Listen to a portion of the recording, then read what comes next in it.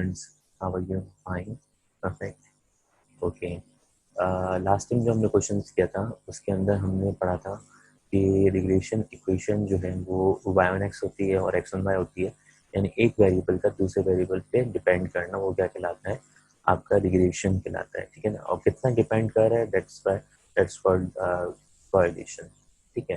तो आज जो हम डिस्कस कर रहे हैं वही उसका सेकंड टाइप कर रहे हैं। अच्छा, लास्ट टाइम जो क्वेश्चन में था वो बड़ा आसान क्वेश्चन था, बड़ा इजी क्वेश्चन था हमारे पास। उसके अंदर हमें दिया हुआ था, क्वेश्चन में डायरेक्टली गिवन था कि y ऑन x कैलकुलेट करना है और x की जो एस्टिमेशन जो है वो आप कुछ थी वो गिवन थी। तो बहुत इजी क्वेश्चन था आपके पास इस क्वेश्चन के हवाले से। इस क्वेश्चन के अंदर जो आपने काम करना है वो किस तरह से आइडेंटिफाई करना है। अब टॉपिकली आइडेंटिफाई कैसे करते हैं, टॉपिक को आइडेंटिफाई कैसे करते हैं कि हमारा टॉपिक जो है वो आपका x1y है या y1x है। अब क्वेश्चन को रीड करें आप जरा।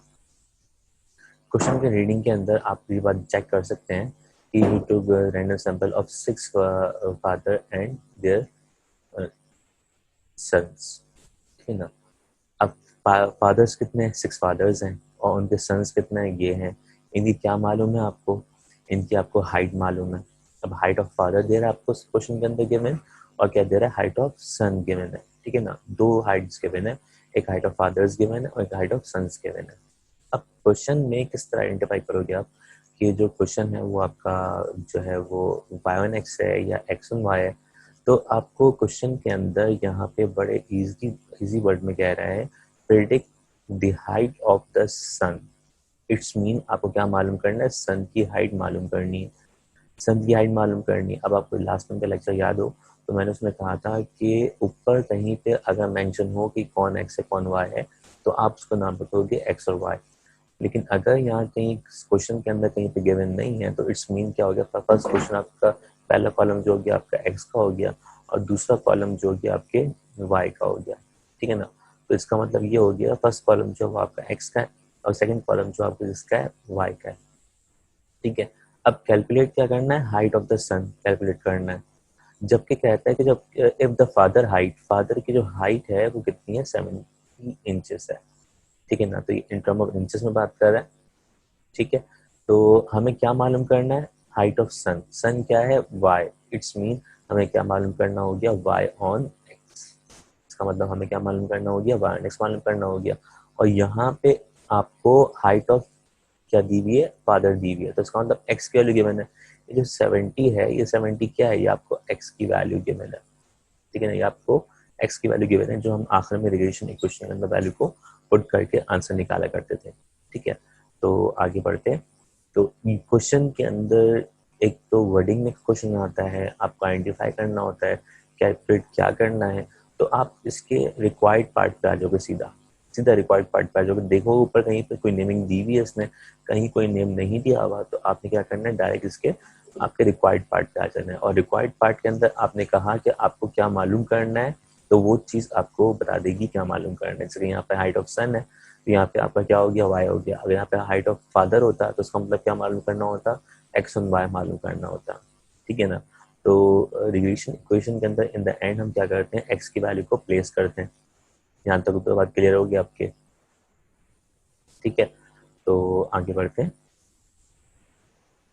हमने कहा क्वेश्चन में क्या गिवन है? हमने सपोज किया x जो है वो हाइट ऑफ फादर हो गई और जो है आपको दूसरा गिवन है हाइट ऑफ सन गिवन है। It's mean according to this condition हमें क्या मालूम करना होगा? y1x मालूम करना होगा। और y1x मालूम करने के लिए इक्वेशन क्या है? a प्लस बी एक्स है। ये हमने लास्ट टाइम की थी। हमने कहा था कि a प्लस बी एक्स जो है वो कंडीशन किसकी होगी? आपकी y1x की कंडीशन होगी, ठीक है ना। अब इसमें याद करें आप लोग, मैंने आपसे फर्स्ट क्या कैलकुलेट करवाया था? मैंने आपसे कैलकुलेट करवाया था b की वैल्यू एंड देन a की वैल्यू। इसकी वजह क्या थी? हमने कहा था कि a की वैल्यू, a के फॉर्मूले के अंदर b इन्वॉल्व होता है, a के फॉर्मूले में b इन्वॉल्व होता है। दैट्स वाई हमने पहले क्या कैलकुलेट करना है? b कैलकुलेट करना है। तो हमने क्या किया? हमने b निकालने के लिए क्या चाहिए होता है? b निकालने के लिए क्या चाहिए होता है? समीशन एक्स वाई चाहिए होता है, समीशन एक्स वाई चाहिए होता है और समीशन एक्स स्क्वायर चाहिए होता है। तो हमने एक्स स्क्वायर निकाला। कैसे निकाला? 63 का स्क्वायर जो है वो कितना आ गया? 3969, इस तरीके से 65 का स्क्वायर कितना आ गया, ये आ गया। अब हर वैल्यू का स्क्वायर निकालते जाएंगे और यहाँ पे इसकी वैल्यू प्लेस करते जाएंगे, ठीक है ना। एक्स का कॉलम की वैल्यू को क्या निकालेंगे, एक्स के कॉलम के वैल्यूज को इसका स्क्वायर निकालेंगे, तो आपके पास एक्स स्क्वायर का कॉलम क्या हो जाएगा, फिलअप हो जाएगा। इसके बाद फिर एक्स वाई चाहिए। एक्स वाई का मतलब क्या हुआ, ये दोनों आपस में क्या हो रहे हैं, मल्टीप्लाई हो रहे हैं। तो आपने क्या करना है, एक्स और वाई की वैल्यू को आपस में मल्टीप्लाई करना है। तो इसका मतलब ये हो गया कि एक्स और वाई की वैल्यू क्या हो रही है, मल्टीप्लाई हो रही है। तो 66 मल्टीप्लाई बाय 63 मल्टीप्लाई बाय 66 आपने इन दोनों को मल्टीप्लाई किया, तो आपका आंसर आया कितना, 4158। इस तरीके से 65 को मल्टीप्लाई किया 68 से, तो आपका आंसर कितना आ गया, 44.20। तो इस तरीके से आपने क्या करना है, आपने हर एक्स और वाई की वैल्यू को आपस में क्या करना है, मल्टीप्लाई करना। और इस तरीके से आपका कॉलम बन जाएगा किसका, एक्स मल्टीप्लाई बाय वाई का, ठीक है। और अगर मुझे एक्स और वाई निकालना था तो मुझे वाई का स्क्वायर चाहिए था, तो मैं क्या करता, वाई स्क्वायर निकालता, क्योंकि एक्स और वाई के लिए जो फॉर्मूला होता, वो फॉर्मूला होता है क्या, एक्स वन वाई के लिए, एक्स वन वाई के लिए फॉर्मूला होता है C plus D Y, D Y, ठीक है ना, सी प्लस डी वाई। तो ये हमें जो है वो किसकी वैल्यू कैलकुलेट करने का फॉर्मूला होता है, ये हमारा एक्स वन वाई के लिए। तो हम डी पहले निकालते हैं, तो डी के अंदर अपॉन में ऊपर न्यूमिनेटर में बिल्कुल सेम वही चीज रहती है, सिर्फ अपॉन में जहाँ पे एक्स स्क्वायर है वहाँ पे क्या आता, वाई आता, और समीशन एक्स की जगह पे समीशन वाई आता, ठीक है ना। तो ये कंडीशन किसके लिए, ये आपके एक्स वन वाई की कंडीशन है, ठीक है। लेकिन हम जो कि हम निकाल रहे हैं, क्या निकाल रहे हैं, हम निकाल रहे हैं यहाँ पे अपने वाई वन एक्स के लिए निकाल रहे हैं। तो वाई वन एक्स के लिए हमने कहा कि बी फर्स्ट कैलकुलेट करना है, रिग्रेशन इक्वेशन के लिए पहले बी कैलकुलेट करना है, उसके बाद फिर ए कैलकुलेट करना है। तो ये चीज़ आपके लिए कोई नई चीज़ नहीं है, आप ये कर चुके हैं। बी का फॉर्मूला अप्लाई किया पहले, तो बी के फॉर्मूले के अंदर फॉर्मूला क्या है, N summation X Y minus summation X into summation Y divide by N summation X square minus summation X का होल स्क्वायर। अब ये एन की जगह पे एन की वैल्यू, कितनी ऑब्जर्वेशन थी क्वेश्चन के अंदर, क्वेश्चन में आते हैं कितनी ऑब्जर्वेशन है, 1 2 3 4 5 6, इट्स मीन हमारे पास टोटल ऑब्जर्वेशन कितनी हो गई, 6 हो गई। तो यहाँ पर हमने क्या कर दिया, 6 प्लेस कर दिया, ठीक है। हमने कहा समीशन एक्स वाई कितना आया था, आते हैं क्वेश्चन पे। समीशन एक्स वाई हमारे पास आया 26740, 26740 प्लेस कर देंगे यहाँ पे इसकी जगह पे। समीशन एक्स की जगह पे समीशन एक्स की वैल्यू, और समीशन वाई की जगह पे समीशन वाई की वैल्यू। देख लेते हैं एक दफा, समीशन एक्स की वैल्यू, समीशन वाई की वैल्यू। समीशन एक्स की वैल्यू ये रही, समीशन वाई की वैल्यू ये रही। इन दोनों वैल्यूज को हमने क्या कर दिया, इन चारों वैल्यूज को हमने फॉर्मूले में, जो फॉर्मूला हमारे पास है बी का, उस फॉर्मूले में प्लेस कर देना है इन चारों वैल्यूज को। तो देखिए आप, इसके बाद हमने क्या किया, हमने फॉर्मूले के अंदर तमाम वैल्यूज को प्लेस कर दिया। न्यूमिनेटर को आपस में सिंप्लीफाई करें और डिनोमिनेटर को आपस में सिंप्लीफाई करें। इसके बाद जो आपका आंसर आएगा, इन दोनों का आपस में क्या कर दें, डिवाइड करने पर जो आपका आंसर आया वो कितना आया, 0.625। अब ये जो आंसर आया वो किसका आंसर आया, ये आंसर बी का आंसर आया। यहाँ से किसका आंसर आया, ये आपका बी का आंसर आया। अब कंडीशन तो जैसी है कि बी का जब आंसर निकाला आपने, तो अब क्या कैलकुलेट करना है, अब हमें ए कैलकुलेट करना है। तो ए कैलकुलेट करने का ये फॉर्मूला था, ए कैलकुलेट करने का ये फॉर्मूला था, ये कोई नया फॉर्मूला नहीं है आपके लिए। तो मैंने बताया था आपको कि Y mean minus B X mean, mean का फॉर्मूला क्या होता है, sum of observation divide by number of observation, ठीक है ना। तो sum of observation for Y क्या हो जाएगा, sum of Y upon N, और मीन के लिए एक्स के लिए क्या हो जाएगा, sum of X upon N.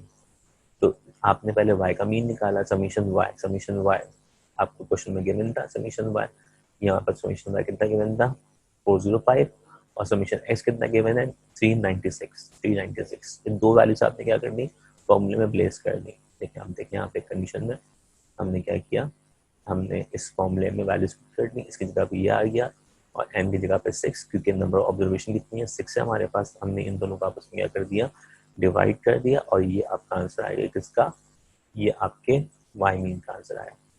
और यहाँ पे समीशन एक्स की जगह पे समीशन एक्स की वैल्यू प्लेस की, और एन की जगह पे एन की वैल्यू प्लेस की। इन दोनों को डिवाइड किया, आपका आंसर कितना आ गया, 66 आ गया। ठीक, यहाँ तक बात क्लियर है बेटा। ओके, अब क्या करेंगे, ए के फॉर्मूले में वैल्यू प्लेस कर दें। ए का फॉर्मूला क्या था, वाई मीन कितना है, ये आ गया, माइनस माइनस बी, बी की जगह का आंसर कितना है इसका, बी का answer 0.625, 625, and then X mean कितना है 66। इन दोनों को मल्टीप्लाई करके इसमें से क्या कर दें, माइनस कर दें, आपका आंसर कितना आ गया 26.25। यहाँ से किसका आ गया, ए का आ गया। अब ए का आंसर भी आपके पास है और आपके पास बी का भी आंसर है, तो हम क्या करेंगे, हम अपने रिग्रेशन इक्वेशन में एक्स ऑन वाई की कंडीशन के अंदर हम क्या कर देंगे, वैल्यू को प्लेस कर देंगे। तो इक्वेशन थी क्या हमारे पास, इक्वेशन हमारे पास थी A plus B X, equation हमारे पास क्या थी, ए प्लस बी एक्स। तो y on x is equal to A की जगह पे a की वैल्यू, ये आ गई a की वैल्यू, और b की जगह पे a की जगह पे a की वैल्यू, b की जगह पे b की वैल्यू, ये ऊपर b की वैल्यू, ये b की वैल्यू आ गई, और x आपके पास ऐसे ही रहा।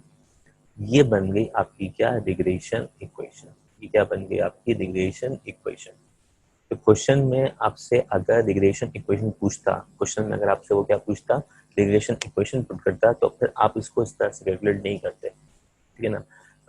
मतलब रिग्रेशन इक्वेशन पुट कहता आपसे, तो आप यहाँ पे सिंप्लीफाई करके शो करते, और यहाँ पे चूंकि यहाँ के अंदर आपसे क्या कह रहा है, predict the height of father, height of क्या, height of son, if the height of father is 70।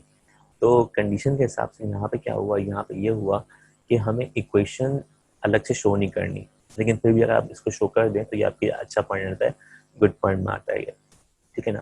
तो इसके बाद फिर आगे देखते हैं कंडीशन में क्या किया। अब कुछ कंडीशन में क्या था, हाइट ऑफ फादर आपको गिवन था कितना, 70। सो एक्स की वैल्यू कितनी होगी, 70। अब जहाँ पे एक्स है वहाँ पे क्या प्लेस कर दें, 70 प्लेस कर दें। तो देखिए आप यहाँ पे आपने क्या किया, मैंने आपको बताया था कि जब भी कभी भी जब भी हम रिग्रेशन इक्वेशन बनाते हैं, रिग्रेशन इक्वेशन बन गई, जब x की जगह पे वैल्यू प्लेस कर देते हैं तो इसका मतलब y जो है अभी तक x पे डिपेंड कर रहा था, लेकिन जब यहाँ पे आपने कहा x की वैल्यू यहाँ पे प्लेस कर दी, तो अब इसका मतलब y जो x पे डिपेंड नहीं कर रहा, क्योंकि अब इसको वैल्यू पता लग गई, तो हमने यहाँ पे साइन क्या लगा दिया, y कैप लगा दिया।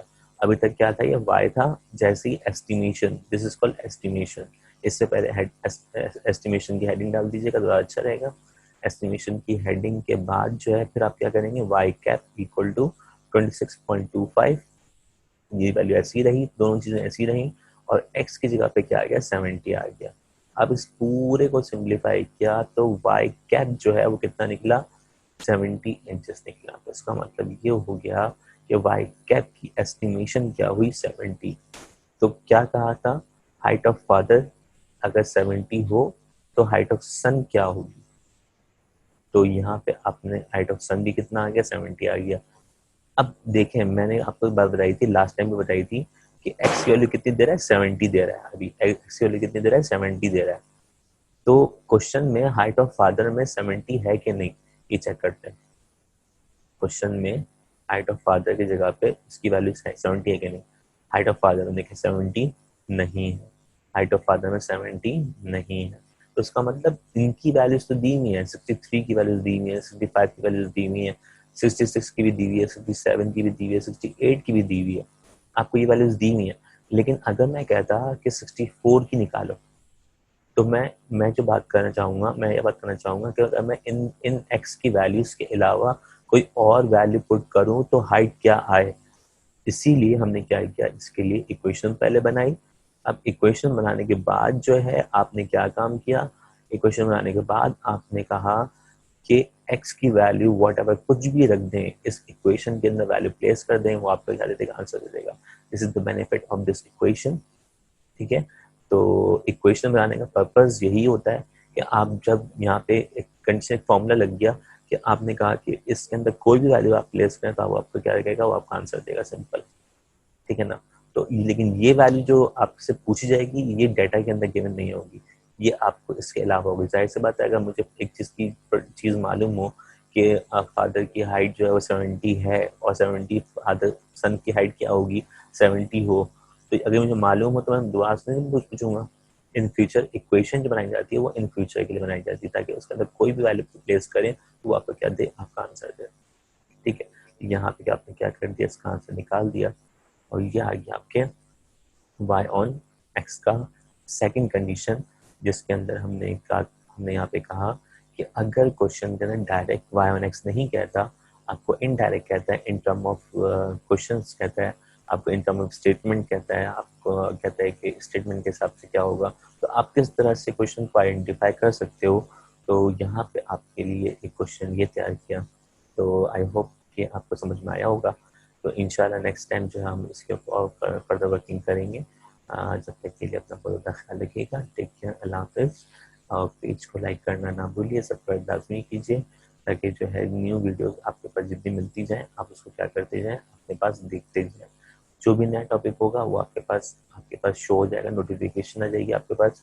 तो इससे क्या होगा, इससे ये होगा कि आप जो है किसी भी टॉपिक, जो भी मैं टॉपिक अपलोड करूँगा वो आपको नोटिफिकेशन शो कर देगा, तो फिर आपके लिए ईजिली हो जाएगा। तो रिवीजन आपके लिए ईजी हो जाएगी। जो टॉपिक आप कंसर्न कर रहे हैं मुझसे, मैं उसको अपडेट कर रहा हूँ। ठीक है, thank you so much for watching. अल्लाह हाफिज़।